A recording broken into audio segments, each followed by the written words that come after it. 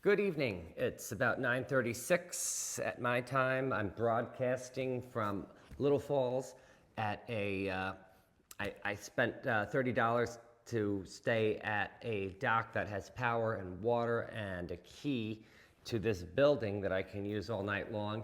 And there's a bathroom here and a shower. And it's going to be my first shower in 12 days. I did wash in other ways, but a nice hot shower is going to be great. I wanted to just kind of fill you in on the last couple days. Basically, Canajoharie and, what was the next place that I went to? Fort Plain? Yes. So, left Amsterdam.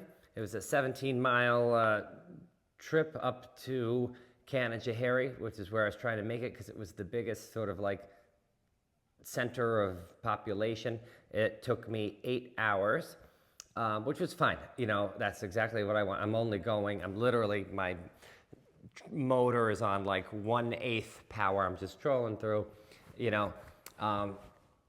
sunny.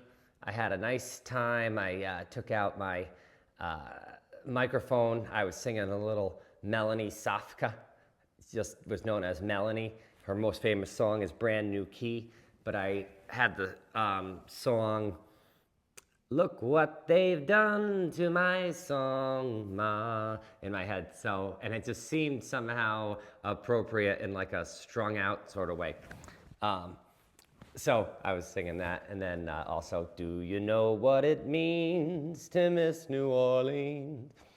Every day I feel like I pick a song. I used to like Larry Sparks' Tennessee 1949. That was another good one to get me going. Anyway, so I got up to Canajoharie.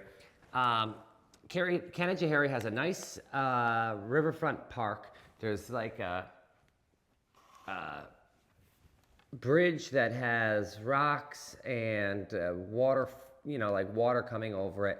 And then that must be the Canajoharie Creek, I'm going to guess, that flows into the Mohawk. And then there's a seawall all the way around that. Once again, my Erie Canal Traveler's Guide is out of date. It says it has power and water, but both of those things have been removed this year. So I parked along the seawall. That was fine, but I was the only boat, and I was a little nervous. Just because I don't know where I am. I don't want any vandalism or theft of my personal belongings. But then a boat pulled in, a ways down, and I went over to help them tie up. And I said, by the time I got there, the guy was already tying up. I said, well, I was going to help you, but I guess you don't need any help. And he said, you look familiar. And it turns out I used to substitute teach, and he was somebody, Tyler Smith, who I substitute taught for. So that was great. I met him and his wife and his daughter, who is like maybe 14 months, and their 3 dogs. They were all out, and they were just spending the night there, which was perfect because that made me feel better about walking into town and leaving my boat unattended. So I walked into town, into Canajoharie. When I land, they say that pets take on the personality of their owners. I think that sometimes owners take on the personality of their pets. I've noticed that every one of my cats, when I first let them outside, they make a series of ever-expanding concentric circles, always returning back to where they know their food and their safety is. So that's what I do. So I made a series of expanding circles. On the 3rd circle, I found myself in downtown Canajoharie. I'll put some pictures up there. Seems like a nice place, seemed clean. I saw young people, kind of around. And then I was walking through the old Main Street area. And I saw a man carrying 2 water jugs. He asked me if I was in the 5K. I said, no, not at all. And I told him I came in by boat and I was looking for a place to go. And he said, well, the place around I said, how about Jim's? What is it called? This place is called Jim's Irish Harbor Pub. And he said, oh yeah, that's the place to go. And turns out, I talked to a few other people, like two young, a guy and a girl that were jumping their cars. The girl had like knives for earrings. I said, is there like a night place, something else? And they're like, nope, Jim's Irish Harbor Pub is the only place. So I went in, bar was packed, there was one open seat, I sat down, ended up, everybody was, you know, 60 or more. But that's okay, I ended up like talking to everybody, and it turned out it was can and clams night. And so I had a beer, I was like, let me go back to my boat and get myself a little cleaned up, and I'll make this my home base for the night. And then I got back at 7:12 and I said, let me get some clams. And they said, our kitchen is closed. So I settled for a dinner of bar peanuts there. They had two guys playing guitar, and it was funny. One guy said, they never finish a song because the guy can never remember the lyrics. But it was fun. People were jumping in, taking the microphone and singing, along with the band. And it was oldies, they said Long Cool Woman in a Black Dress, Brown Eyed Girl, a lot of good songs that I could get into. And then I got to meet, the locals. A woman came up to me at one point, she's drinking a glass of whiskey, she's got a cane. She says that she's married to a large animal veterinarian, and she has had her arms up more cows' asses than I could count, in a lifetime, whatever. So that was interesting, and I met a guy in kind of like in the corner who wanted to talk about history when he heard that I wrote a book, and we went outside, and he was mad because the place closes whenever they want to, and in that case it was 8:45, so he just left. I came back in, I said, I was talking to that guy, I said, he's a pain in the ass, he just wants to hang out here drinking, classic, small town sort of stuff. But found out, a few things about the local buildings and stuff, like an old school that's up on a hill that looks like the dominating structure in the town is under construction. They're trying to figure out, somebody can buy it, maybe turn it into apartments or something. But, just looking at it, looks like it would probably cost $800,000 just to do retrofits.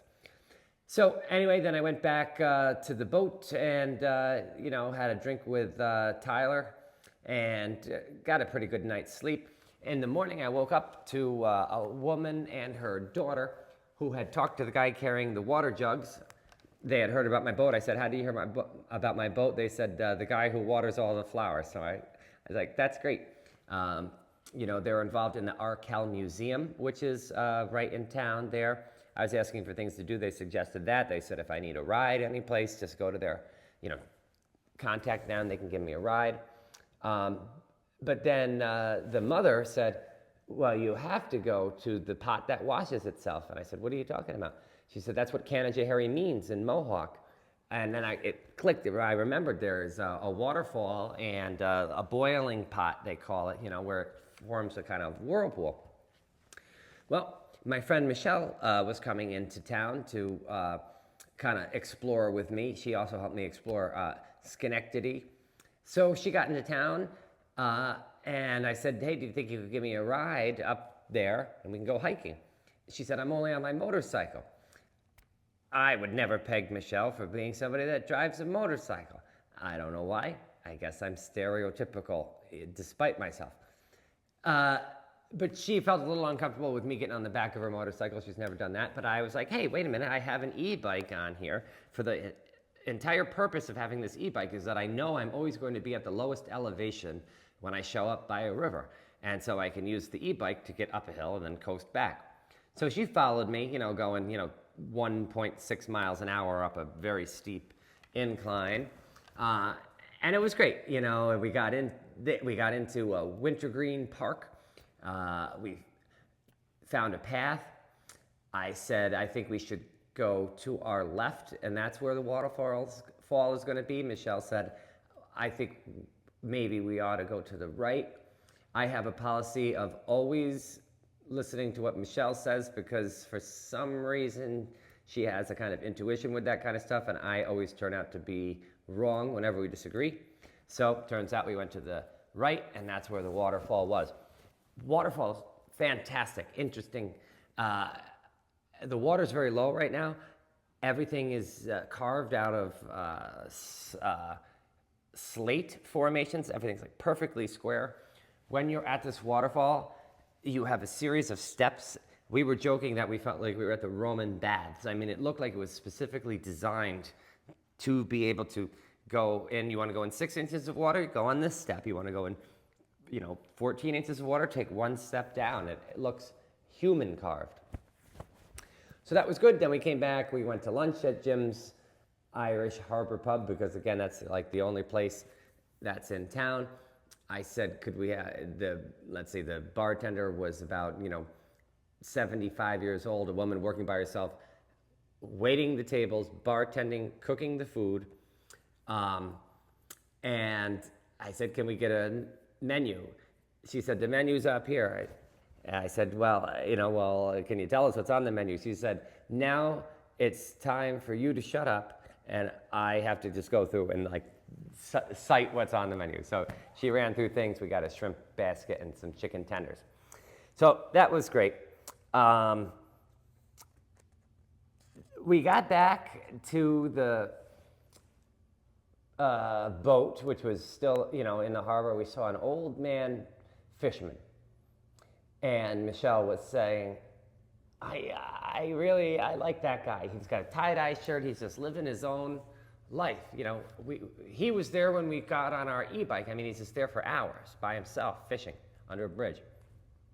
Michelle had never been through a lock, so I took her up through the lock at Canajoharie. We walked back to the boat. Fisherman was still there. It was time for Michelle to leave, but we were really, really hot, and she had to put on a leather jacket and helmet and stuff, so we were just kind of sitting so we could kind of cool off a little bit. The old man fisherman came by. We ended up talking to him. Again, part of this trip is just to meet everybody, right? So I mean, this guy has got 6 brothers and sisters. He says I've got 6 brothers, except 2 of them are girls. And some of the stuff he was saying didn't quite make sense.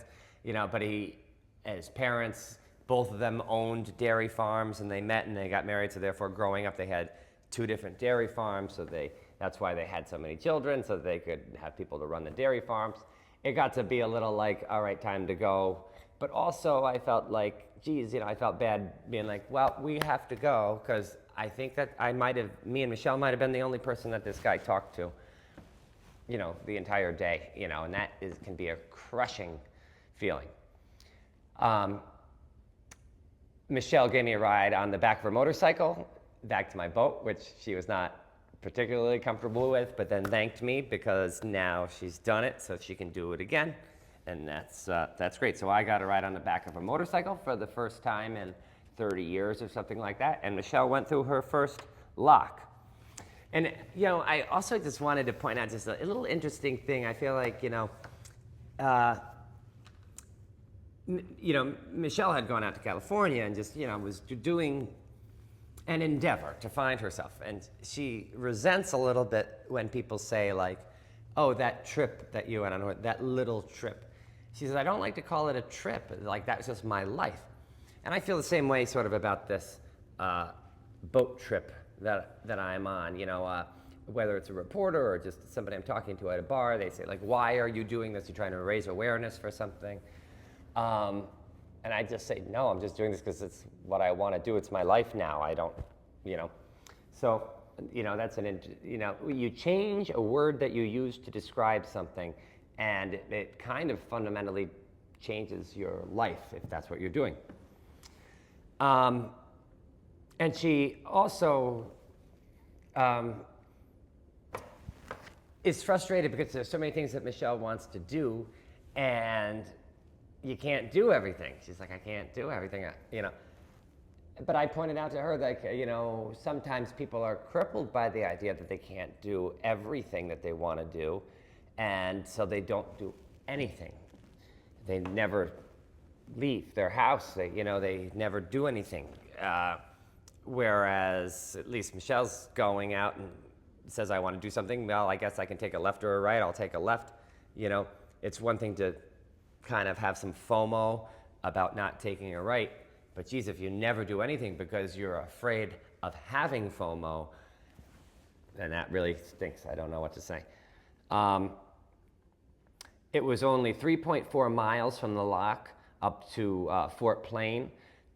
I had an hour and a half. I wasn't going to do it, but the lock tender was like, just do it. Like, if you go through the lock, the upper part of the lock is much better to stay on. So I did that. I said, let me see how fast I can go, maybe 3/4 open throttle. I got to the next lock, 3.5 miles in a half an hour. So that means I think I have a max, well, not even a max speed, but a kind of a cruising speed of like 7.25, which is fine. When I was there, I made my series of concentric circles. I met a shirtless kid putting up a tent. His buddy was in town. They were both riding on the Erie Canal Path from Buffalo towards Albany. So we became friends. I was looking actually to find access to the river so I could wash myself up a little bit before going into Fort Plain for the night, the big city of Fort Plain. And then I said, hey, let's go back and have a drink later. And he said, sure. For what it's worth, Fort Plain, got some business because of the Bikers Path, because people make a camp there and then they go into the Stewart's or whatever and they get their supplies. And they got business from me, $50, because I went to the local bar. And that was an interesting place too. So it was called Erie Station Bar and Grill, 7 Canal Street. It's a nice place, looks totally new. There's a pool table, first pool table that didn't have like crap all over it, so it looked like people actually play pool. The bar is like 1/2 of an octagon. The owner talked to me about opening the place. He's got a few rental properties and he pours concrete, I think, for a living, and his wife bartends. He's got a couple of bartenders and some back of the house staff, but he's kind of like learning everything, as he goes. He's thinking about putting in karaoke. That was kind of our entree. I was like, dude, it's so easy to put in karaoke. Get a laptop and a speaker, go to carafun.com or go to YouTube and type in Carafun. You get almost any song that you want. So that was great. And I want to say, how do I say this? It's the first time since I set out that there was attractive women and young people like clientele at this place. I felt like I was, back in Troy. I like to go to places, but everybody, it seems like everybody that I'm meeting is 20 years older than me. So it was nice to be at a place where there was people 10 years younger than me or my age. So that's great. One of the women I was talking to is one of the trustees of the Arkell Museum. She talked about a beech nut factory. They made baby food. They made chiclets and Lifesavers, Gravy Master. Purina owned them at some point. They invented rock candy in Canajoharie, and apparently it used to smell of rock candy at a place called Richardson's. And they made knapsacks and some other things during the Second World War. And they invented flat bottom paper bags in Canajoharie. Interesting, they invented the toilet paper roll in Albany. And they also used to have a factory this is Albany, on Jefferson Street up from Palais Royale. It's called the Albany Bung Factory. And bungs were before you had a snap cap for a can, or I guess I would say a pop top for a bottle. You would have these little corks that you knocked in, and those were the bung holes. And so they made those in Albany. But anyway, so everybody, I guess, has a thing, right? So Canajoharie invented flat bottom paper bags, so that's something to know. But it's also interesting to talk about the sociology. I said, what do people do here? This is the only bar. This bar opened in May. Like, what did people do before that? And the people I was talking to, they said there were factories there. Obviously, the factories closed. The population declined. The tax base atrophied, and the built environment has now started to crumble without maintenance. Like one of the brick buildings I was looking at, it's these beautiful brick buildings, but the windows are open. I'm like, geez, when was the last time those windows are closed? It's just got to be getting rain in there constantly. And one thing I was thinking about is, what's the solution there? You've got these vacant blocks of beautiful buildings. Gentrification. is it gentrification if there's nobody living there? I mean, if you're not kicking anybody out, that's like, it's not gentrification. It's kind of just rehabbing old buildings, but you have to find the money to do it. So that was Fort Plain. I went back and I talked to the kids who were on the bikes, became friends with them. They had a little fire going, and that was Fort Plain. And then today I made another something like 17 miles up to Little Falls, which is where I am now. I'll give you an update after I go around the city tomorrow. Thanks.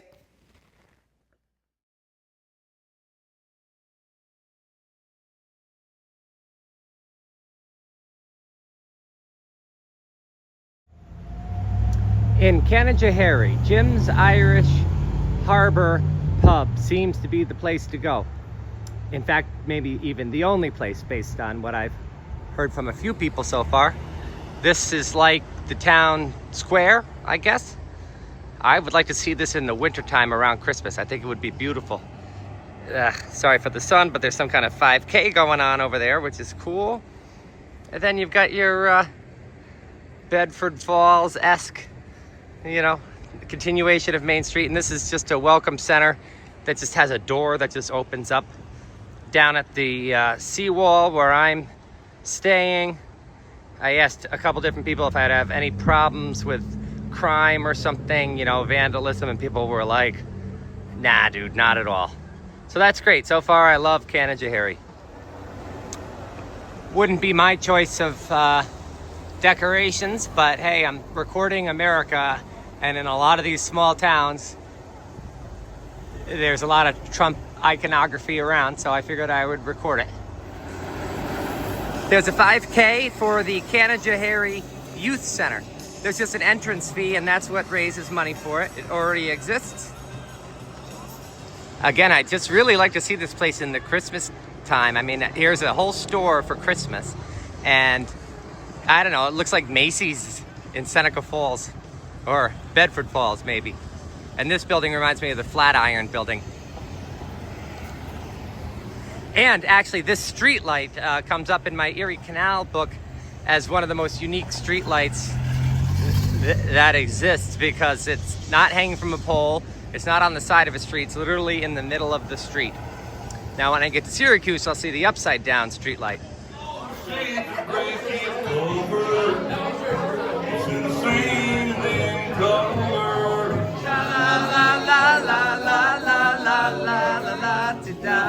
Just like that. Sha la la la la la la la la la la da. Sha la ti da. Sha la la la la la la la la la la ti da. Sha la ti da. Something to see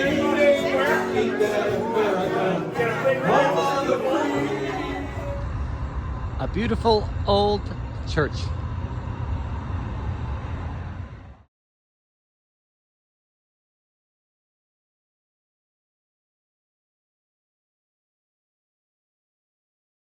Wintergreen Park in Canajoharie. This is where the trail first leads. We're trying to find the waterfall.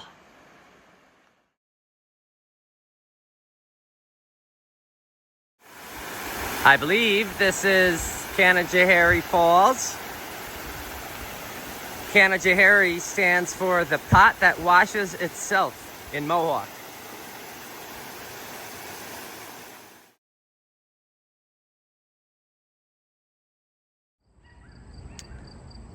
My first entree into Fort Plain from the bike path at the canal.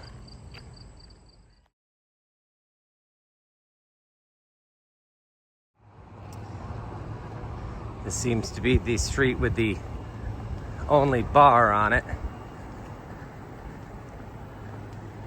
Main Street. Though this street seems nice. Seems like all the shops are full. And there's Erie Station. How apropos. A lot of places describe themselves as like a one-horse town, or we have one street light. I'm finding that like there's like one bar in a place, and that's it, and everything else is absolutely dead. And that applies to Fort Plain.